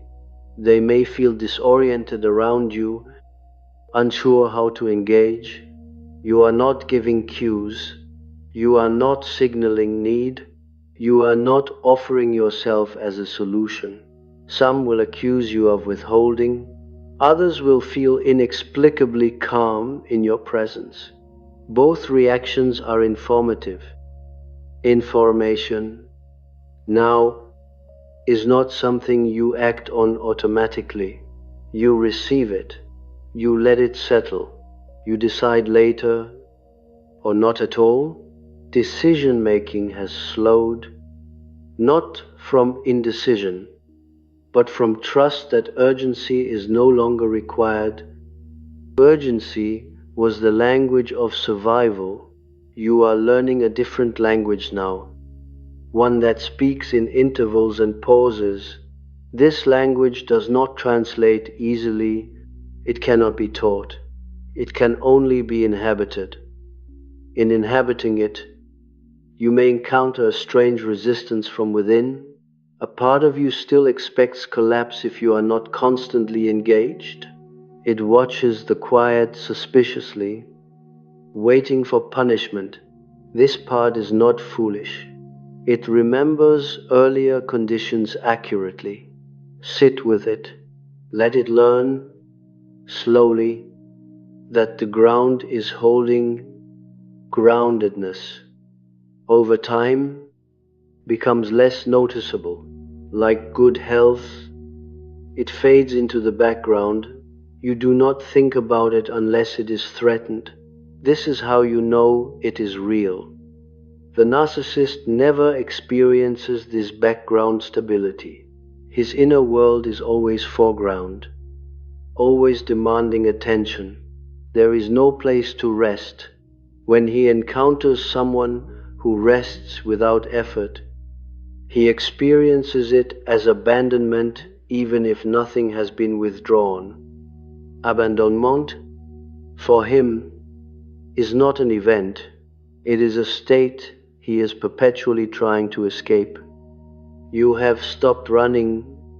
Stopping reveals the landscape that was always there but could not be seen in motion. You notice small things now, the way certain thoughts dissolve if you do not follow them, the way emotions crest and fall without needing to be resolved, the way presence itself becomes a form of companionship. This companionship is internal, but not isolating. It changes how you relate to solitude. Solitude no longer feels like waiting. It feels like occupancy. You are not passing time until someone arrives. You are already here. The narcissist cannot tolerate occupancy without an audience. His sense of existence depends on being witnessed. You have learned to witness yourself without turning that witnessing into performance. Performance once protected you.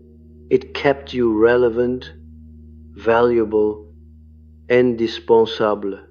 Letting it go can feel like stepping off a familiar stage into an unlit space. There is a moment of vertigo. Then your eyes adjust. What you see is not emptiness. It is texture, subtle variations of interest, curiosity, fatigue, desire. You begin to differentiate between what genuinely attracts you and what merely activates you. This differentiation is crucial. Activation once passed for attraction because it felt alive, but activation drains, attraction nourishes. The narcissist trades almost exclusively in activation. He knows how to provoke, how to intensify, how to stir. Nourishment is foreign to him. He may mimic it, but he cannot sustain it. You can feel the difference now. In your body, before your mind forms a thought, the body has become a reliable informant again. Before it was overridden, signals of discomfort were rationalized. Fatigue was reframed as devotion. Tension was interpreted as passion. Healing restores the body's authority. When something contracts you, you notice. When something expands you, you notice. You do not argue with these sensations. You listen. Listening does not guarantee comfort. Sometimes what expands you leads into unfamiliar territory. Sometimes what contracts you would have once felt thrilling. Trusting the body requires courage of a quiet kind. The narcissist does not trust his body. He treats it as an instrument to be displayed, controlled, or ignored. He lives in the image of himself rather than in sensation. When he meets someone who lives in sensation, his image feels thin by comparison. Thinness terrifies him. You no longer need to thicken yourself for others. You do not amplify, dramatize, or inflate your experience to make it legible. If something matters, it matters whether or not it is witnessed. This internal validation is not self-esteem in the conventional sense. It does not rely on positive self-talk or affirmation. It relies on congruence. When your actions match your inner signals, a quiet confidence arises without effort. Confidence of this kind does not seek confirmation. It is not offended by misunderstanding. It does not rush to correct misperception. It allows others to see what they see. Allowing others their perceptions is one of the most difficult relinquishments for the empath. You were trained to manage perception, to ensure harmony, to prevent rupture. Letting go of this management can feel irresponsible. But responsibility, you have learned, has limits. Beyond those limits, it becomes control disguised as care. The narcissist controls in order to feel safe. You release control in order to be real. Releasing control does not mean abandoning discernment. On the contrary, discernment sharpens when it is no longer entangled with outcome.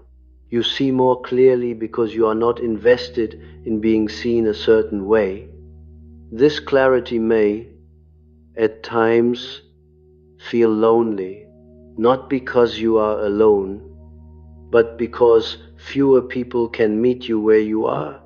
Many relationships are built on mutual distortion, on shared blindness. When you stop distorting, those bonds loosen. This loosening is not a failure of love, it is a shift in structure. Structure matters. The narcissist's structure cannot accommodate reciprocity. It can only manage exchange. You have moved into reciprocity without effort, and exchange has lost its appeal. Reciprocity does not keep score. It unfolds. It tolerates asymmetry without turning it into debt. It allows difference without making it dangerous. These qualities once seemed impossible, now they feel natural. Naturalness is the most radical outcome of healing. It is easy to miss because it lacks drama. There is no final confrontation, no decisive victory. There is simply a gradual return to what was always yours but could not be accessed under pressure. Pressure once made you adaptive. Now absence of pressure makes you accurate. Accuracy is not perfection. It is responsiveness without distortion. You respond to what is there, not to what you fear might happen. This responsiveness feels like freedom, though it does not announce itself as such. Freedom, in this sense, is not the ability to do anything, it is the ability to refrain without anxiety. Refraining without anxiety marks the end of compulsion. Compulsion once bound you to the narcissist. His needs activated your reflexes. Healing broke this bond not by hardening you, but by freeing your capacity to pause. Pause is the true turning point. In the pause, you notice options. You notice that not every invitation requires a response. Not every emotion requires engagement. Not every story requires participation. This noticing accumulates into a life that feels less crowded, less noisy, more inhabitable. Habitable is the word. Your inner world is now habitable. You can live in it without constantly rearranging the furniture to accommodate others. Visitors may come and go, but the structure remains intact. The narcissist never experiences his inner world as habitable. It is a place of constant renovation, constant defense. He lives among scaffolding and mirrors. You live in rooms with walls. Walls are not prisons. They are containers. Containment allows depth without collapse. It allows feeling without flooding. It allows connection without fusion. These capacities do not announce themselves. They are felt over time. In the absence of crisis, you may find that crisis still occurs, but it no longer defines you. You move through it without losing orientation. You do not become someone else under pressure. This consistency is new. Consistency once felt dangerous. It risked rejection. Now it feels like integrity. Integrity is alignment over time. Time has become an ally rather than an enemy. You no longer race against it to secure connection or meaning. You allow it to reveal what endures. What endures is not the narcissist, not the empath identity, not the drama that once felt inevitable. What endures is the capacity to remain present with your own experience without turning it into currency. Currency once governed your relationships. Attention, emotion, care were traded. You have exited that economy.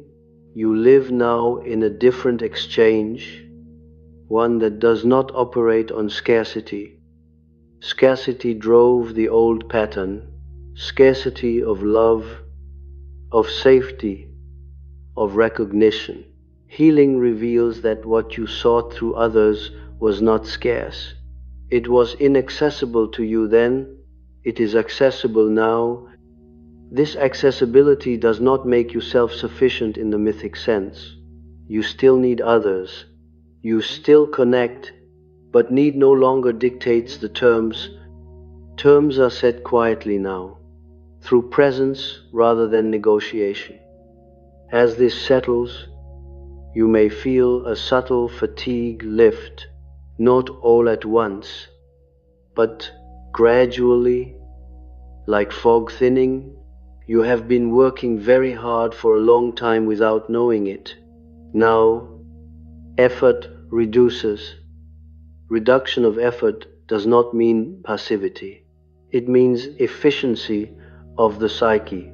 Energy flows where it is needed rather than leaking into defense. Defense once kept you entangled. You defended yourself by overgiving, by anticipating, by accommodating. These defenses are no longer required. They fall away without argument. Without them, the encounter with the narcissist loses its explanatory power. It becomes one event among many, no longer central, no longer organizing your narrative. Narrative itself loosens. You do not tell your story as often. When you do, it feels less charged. You are not seeking validation. you are sharing information, there is a difference. Information can be received or not. Validation must be granted. You no longer wait for it. Waiting was once a way of life. Now you move without waiting, but not without patience. Patience, you have learned, is not delay. It is alignment with timing that is not forced. This alignment carries you forward into a phase that does not announce itself as a phase. There are no markers, no thresholds crossed, just a continuation that feels lighter, steadier, less defended. The narcissist does not accompany you here. He remains behind, circling old terrain. You do not look back often. There is nothing there that calls you. What calls you now is quieter. It does not pull. It invites. It does not demand movement. It suggests direction without urgency. You follow it not because it promises anything, but because resistance feels unnecessary. And as you follow, the psyche continues its work, not toward a conclusion, but toward a refinement of presence that deepens over time. A presence that does not need to be entered, mirrored, or taken, because it is already full enough to hold what comes next, even as it remains unfinished, open, and attentive to the subtle shift that is beginning again, just beneath awareness, asking you to stay with it a moment longer before it becomes clear what form it will take, because whatever form it will take is not yet ready to be named. Naming at this stage would only freeze what is meant to remain fluid. You sense this intuitively now. There is a growing trust in the unfinished, an ease with processes that do not rush toward identity or conclusion. This ease alters how you experience anticipation. Anticipation once carried anxiety, a tightening toward the future, a need to secure outcomes before they slipped away. Now anticipation softens into curiosity. You wonder what will emerge, but you do not lean forward to meet it. You let it come. Letting things come is not passivity. It is a disciplined restraint, one learned through the long exhaustion of doing too much too soon. The narcissist never learns this restraint. He confuses stillness with stagnation, waiting with weakness. He must move, provoke, extract, because movement keeps the deeper emptiness at bay. You have learned that emptiness is not the enemy. There are moments now when nothing in particular seems to be happening, externally or internally. These moments once terrified you. They felt like abandonment, like proof that something essential was missing. Now they feel neutral, even restful. The psyche uses them to recalibrate, to integrate changes that cannot be rushed. Integration is slow because it is thorough. You may notice that when challenges arise now, you meet them with less inner noise. The old cascade of self-questioning, self-blame, and strategic adjustment does not appear. There is a brief assessment, a clear response, and then a return to baseline. Baseline itself has changed. It is calmer, more resilient, less reactive. This baseline would have been impossible in the old dynamic. The narcissist's presence kept you oscillating, pulled between idealization and self-doubt, urgency and fatigue. Healing stabilizes the oscillation by removing its fuel. You no longer supply emotional energy to systems that thrive on imbalance. Balance does not feel dramatic. It feels almost boring to a nervous system accustomed to spikes. You may occasionally catch yourself missing the charge. The intensity that once made everything feel urgent and alive. When this happens, notice it without acting on it. The body is remembering an old stimulant. It does not mean you need to return to it. Stimulants wear out their welcome. What sustains you now is quieter. It builds slowly. It does not demand immediate payoff.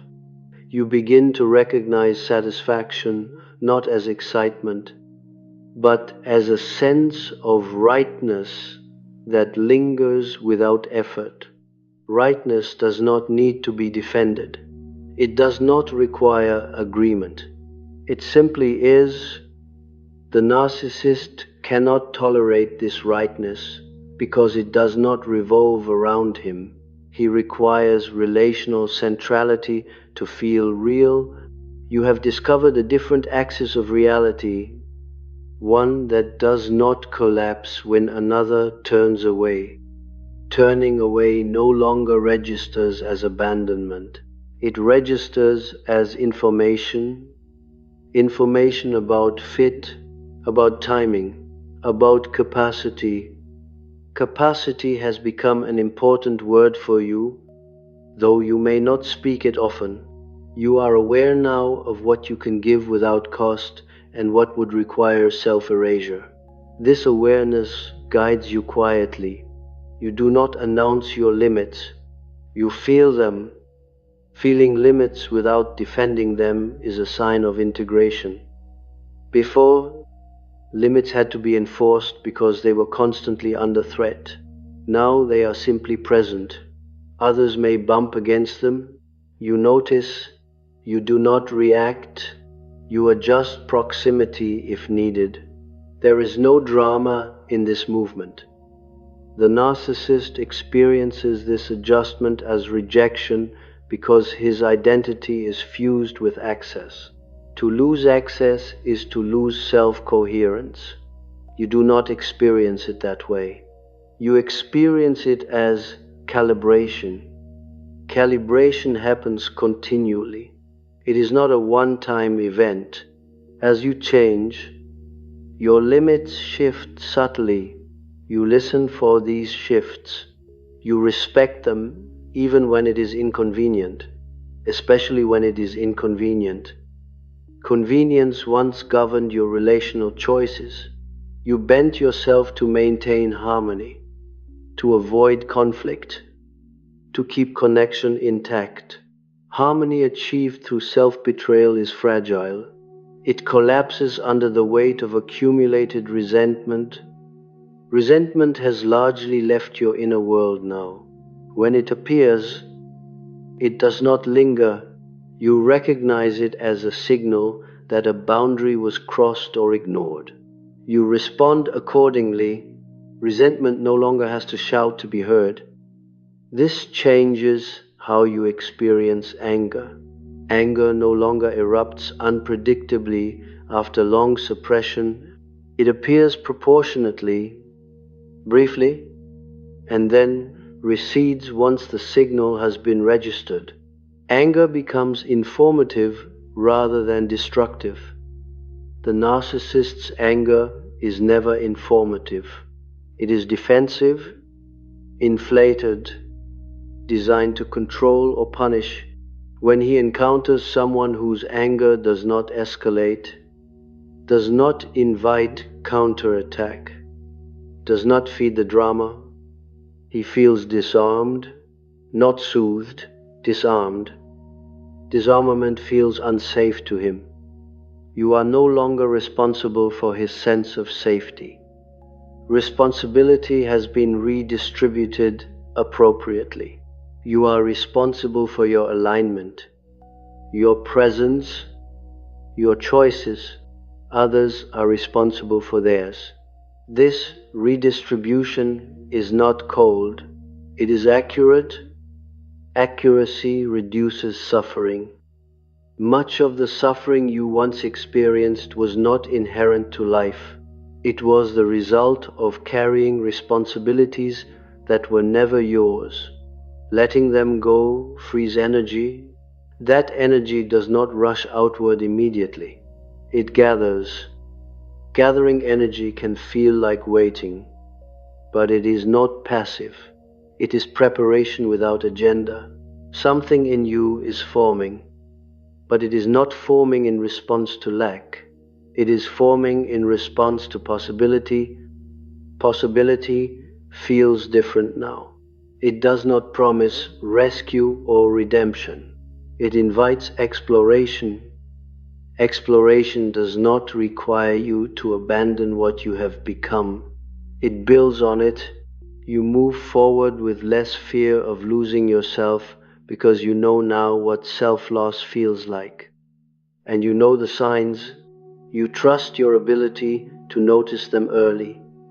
Trusting your noticing is one of the most significant shifts of all. You no longer second-guess your perceptions constantly. You may still reflect, still question, but you do not default to disbelief in yourself. The narcissist's power over you once depended on this disbelief. He could destabilize you by contradicting your experience. Gaslighting worked because you were already uncertain. Healing restored epistemic trust, the ability to trust your own perceptions without needing them to be mirrored. This trust is quiet. It does not argue. It does not need to be defended. It simply informs your next step. Next steps are smaller now. You do not leap. You walk. You pause. You change direction when something no longer aligns. You do not interpret this as failure. You interpret it as responsiveness. Responsiveness is adaptive without being self-erasing. The narcissist confuses adaptability with control. He adapts others to himself. You adapt yourself to reality. These are fundamentally different movements. Reality, when met without distortion, becomes less frightening. It still contains loss, uncertainty, limitation, but it no longer feels like an adversary. You meet it as a participant rather than a supplicant. Participation does not require center stage. You are comfortable now being one presence among many. You do not need to dominate emotional space or disappear from it. You occupy your place with ease. This ease is felt by others even if they cannot name it. Some will find it unsettling. Others will find it relieving. You let their responses be what they are. Letting responses be what they are is the end of emotional management. Management once consumed enormous psychic resources. You were constantly adjusting variables, anticipating reactions, smoothing edges. Without this labor, life feels less exhausting. There is more room for attention, for nuance, for enjoyment that does not depend on approval. Enjoyment returns quietly, not as elation, but as moments of absorption. You lose track of time in simple activities. You laugh without scanning the room. You feel content without explaining why. Contentment once felt suspicious, as if it could be taken away at any moment. Now it feels stable enough to be trusted. Trusting contentment does not make you complacent. It makes you available to life as it is, rather than as it should be. The narcissist is never available in this way. He is always negotiating, positioning, securing. You have stepped out of negotiation, not because you have everything, but because you no longer bargain your selfhood for connection. This is the final transformation, the encounter set in motion. Not empowerment over another, not moral superiority, but freedom from the need to be entered, taken, or validated in order to exist. Existence has become self-justifying. As you sit with this, you may notice a deepening stillness, not imposed, not cultivated, simply present. The psyche is no longer bracing for intrusion. It is resting in itself. From this rest, life continues. Questions arise, desires shift, relationships form and dissolve, but the center holds. The narcissist fades not as a memory erased, but as a pattern outgrown, and what remains is not an answer, but a way of being that continues to refine itself through living, attentive, grounded, and no longer organized around the hope that someone else will finally see you. Because you have learned how to see yourself without turning that seeing into a performance. And that seeing, once established, does not need to be repeated, only lived, moment by moment, as the psyche moves forward into whatever comes next without hurry, without defense, and without the old hunger that once made you available to be lost.